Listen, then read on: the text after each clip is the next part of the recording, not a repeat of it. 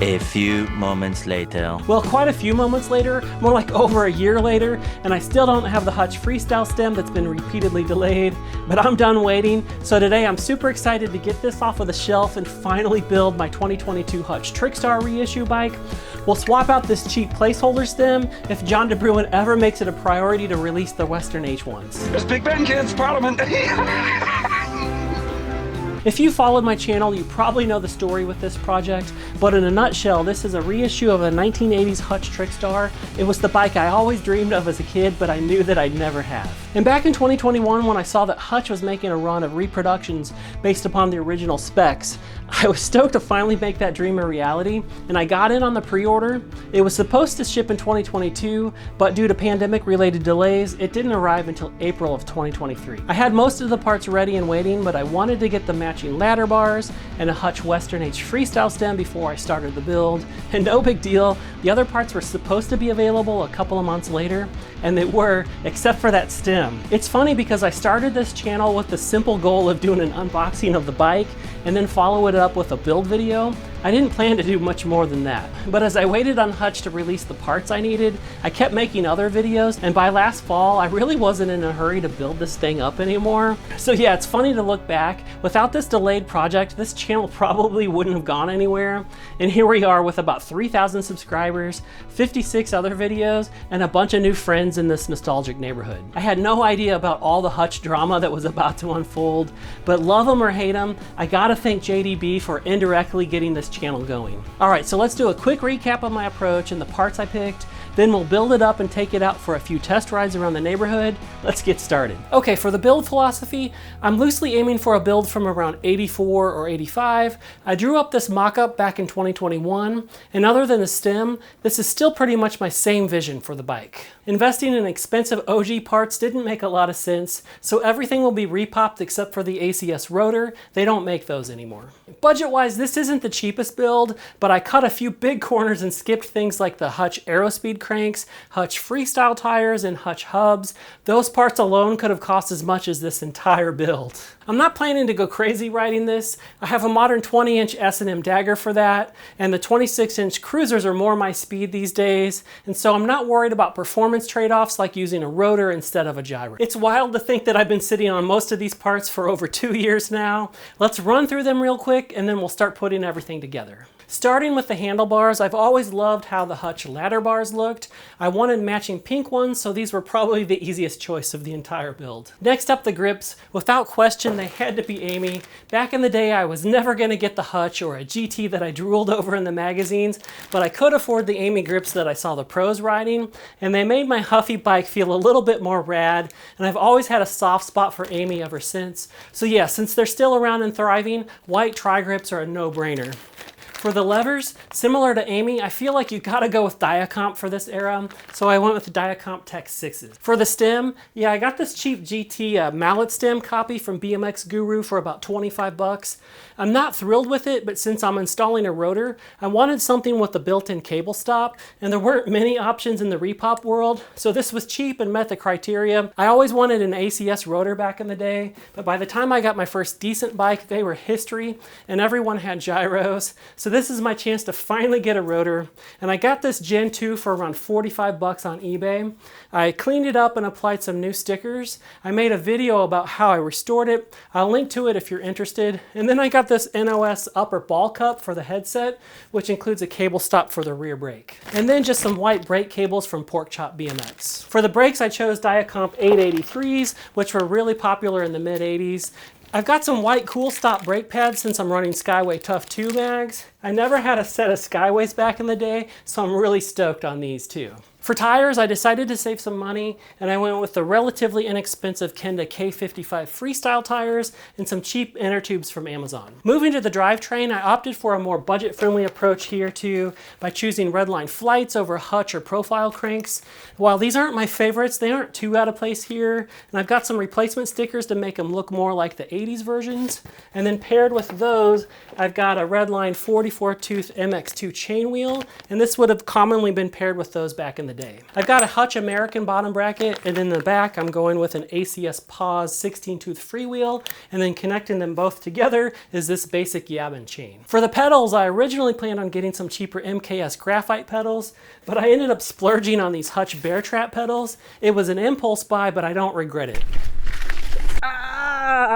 Well, maybe a little. Moving up to the seating area, I've got a Hutch laid-back seat post, a Dia-Compe MX 1500 seat clamp, and then a Kashimax Aero seat. The seat was a bit of a splurge too, but Hutch branded versions of these were really common back in the day, and I felt like it made a big difference in how the bike is going to look. That just leaves a couple of accessories like the checkerboard donuts and the pink dice valve caps. All right, nearly 3 years since I pre-ordered the frame. Let's get it up on the bike stand and get started. Okay, dudes, let's walk this sucker. Okay, so we're starting up front with the headset. I've got a homemade tool here so that we can press in the bearing cups so that we don't have to bang them in with a hammer.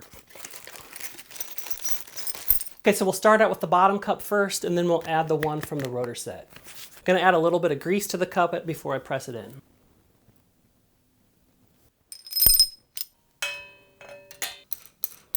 Okay.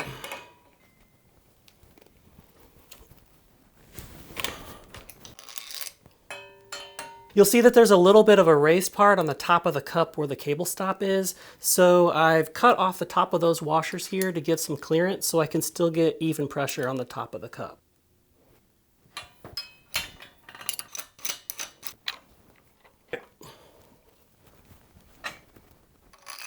Next up, we'll pack the bearings with grease before we insert them into the cups. Next up, we'll slide the forks into place. I've already got the crown race from the headset installed on the steering tube here. Basically, you can use a piece of PVC pipe or something similar, and I just laid it over and I whacked it with the hammer a couple of times, and that got it seated all the way down, so we're good to go. We'll add a little bit of grease to this too before we slide it into place.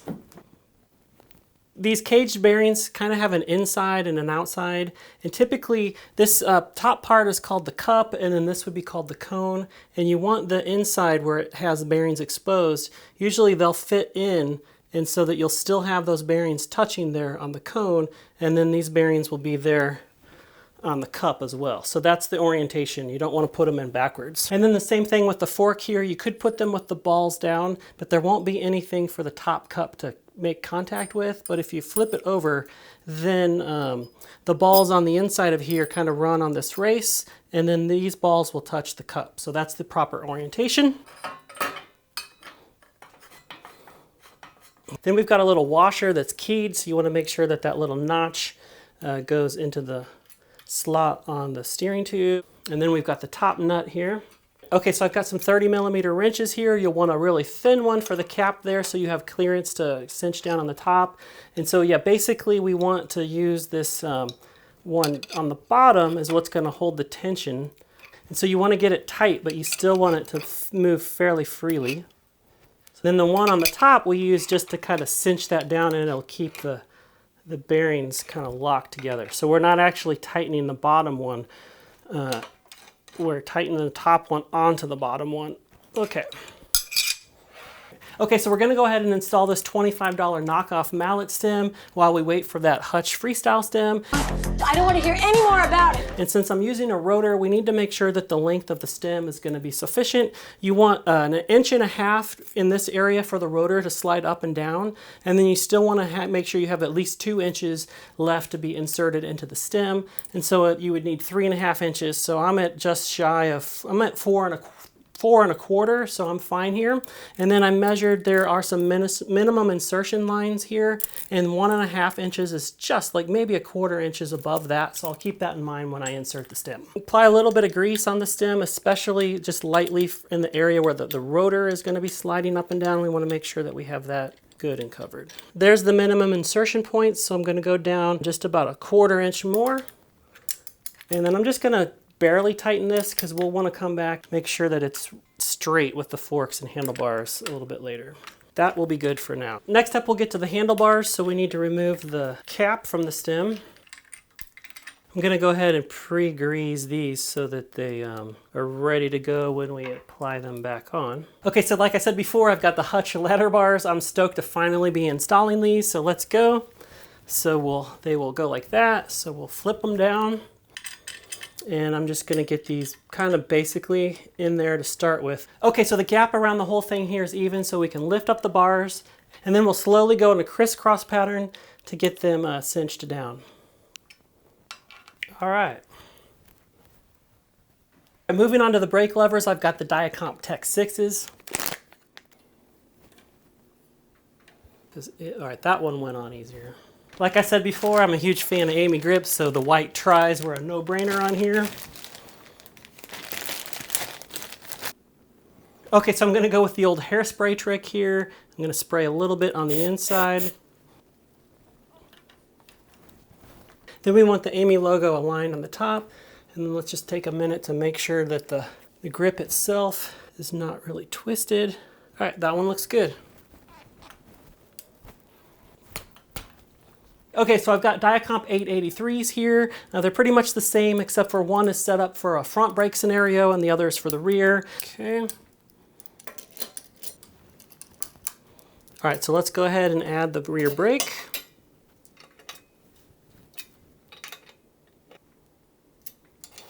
Okay, that's good for now. Okay, so let's start with the front wheel here. We've got the hole where the valve stem is gonna come out. On the tire here, typically we wanna line that valve stem up with where the max PSI is. Here it says 40, and coincidentally, Skyways you don't wanna inflate higher than 40 because you might run the risk of the plastic kind of blowing apart. And so I've just got some cheapo Schrader inner tubes here. I've got this battery powered inflator that I'm gonna use. It's really loud, so I'm gonna put the stem right there, exactly where it says 40. Sitting down trying to do this in front of the camera versus just whatever's. All right, so I'm gonna insert that through, thread the cap on so it doesn't pop back out as I'm working. And then so basically we wanna get one side seated first. All right, 40.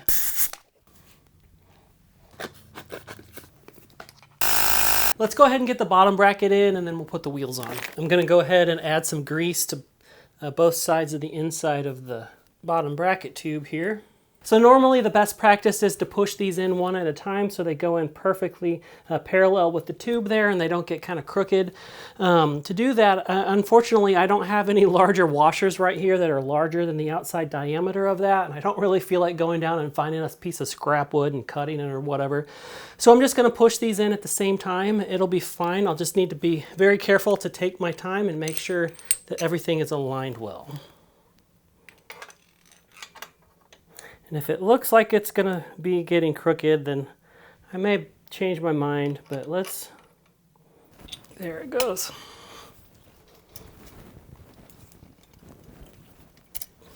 Okay. All right, so that looks really good. Okay, so let's get the Freewheel installed. I'm gonna put some grease on here for that.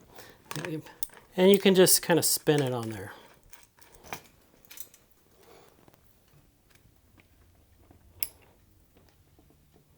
All right, the back looks good. Let's go ahead and put the front on. I'm gonna flip the bike upside down so it'll be a little bit easier.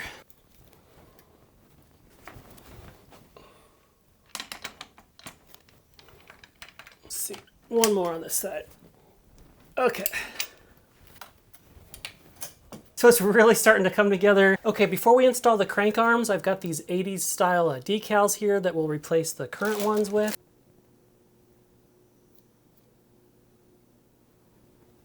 And then we've got this MX2 chain wheel. We'll slide this on.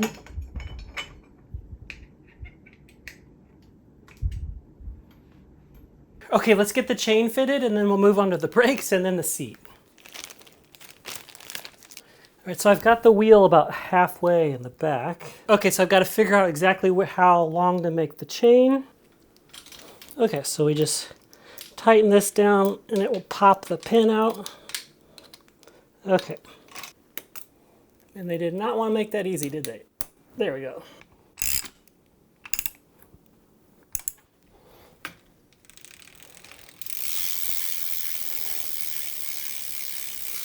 All right. Chain is on. All right, next up we'll get the brake pads on. We'll start here in the back.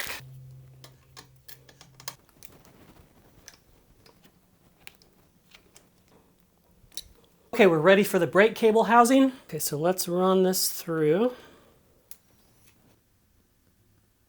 That in the slot. Okay, so I'm having a little bit of trouble getting this tight while I pull out the slack. So I've done this a few times in the past. I know they make a tool called like the second hand, but what I've done in the past is just taking a shoestring, just pulling these together. That'll hold them tight while I cinch that up. All right, next up is the rear. Rear brake, we'll send this down through. This is actually gonna go through that spot on the rotor, so we might as well do that now. Okay, I could always come back and dial that in later. All right, we're just gonna cut this a little bit long, and then we'll tighten that and get the slack out once we get the bottom brake cable. Let's get the cable through first. This piece right here will go through this top hole, but it won't go through the hole on the bottom, and that's what will pull the system through. So yeah, we've got that. So I'm gonna do the shoelace thing here again over here, since I don't have a third hand or second hand or whatever that tool is called. Okay, so that holds the brake pads pretty well. Okay, so now I can pull it tight. All right, that should be good. Let's see. Oh, with that still pulled tight, we want this in its down position, so we can tighten this now. Okay, we don't want it too tight. Okay, the moment of truth. We can spin.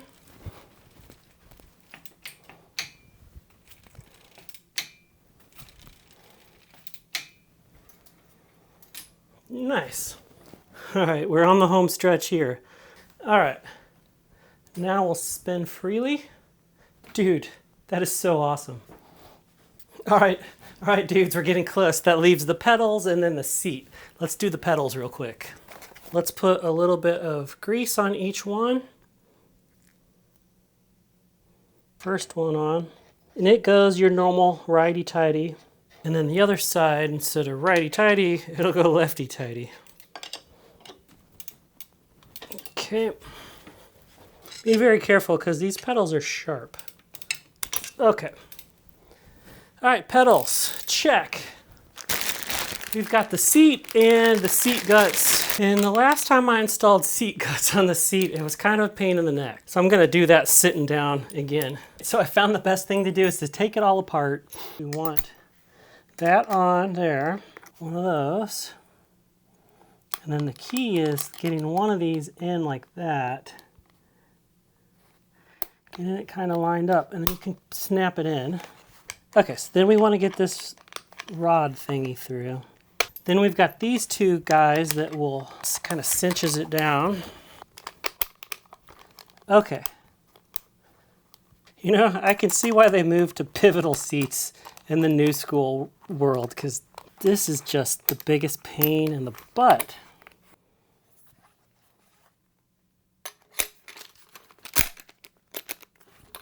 All right. That was nothing short of a pain to get the seat guts in the seat. We've got the seat post next. Let's get this clamp here.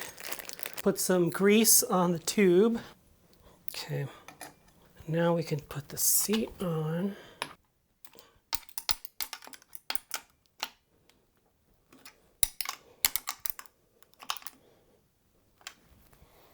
Okay, we're on the home stretch now. Just a couple of last accessories. Let's go ahead and get the donuts on the grips. I don't know if I'll keep these on forever, but they're a good start. And then we've got the dice valve caps. Oh, dudes, this is it. I think that's the last thing. Like I said, I've got a little bit of fine-tuning adjustments, get the brake levers at the right angle, make sure that the handlebars are straight and everything. Okay, I think that's it. I'm really stoked with how this thing turned out. I can't believe that it's been almost 3 years since I first pre-ordered this, and that I've had the frame set sitting on the shelf over there for a little bit over a year now, and it feels good to finally have it all together. This was the childhood dream, and it's finally a reality, so let's take it outside and we'll give it a couple of spins around the neighborhood. All right, let's go.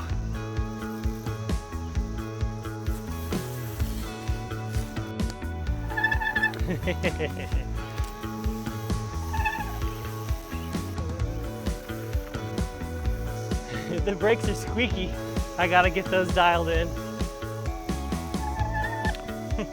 Okay, so I've been riding this thing around the neighborhood for a little while, and it is so much fun. I've had a grin on my face the whole time. I didn't actually get to ride one of these back in the day, so this was my first experience, and I really love how it handles. It's really nimble, it feels good.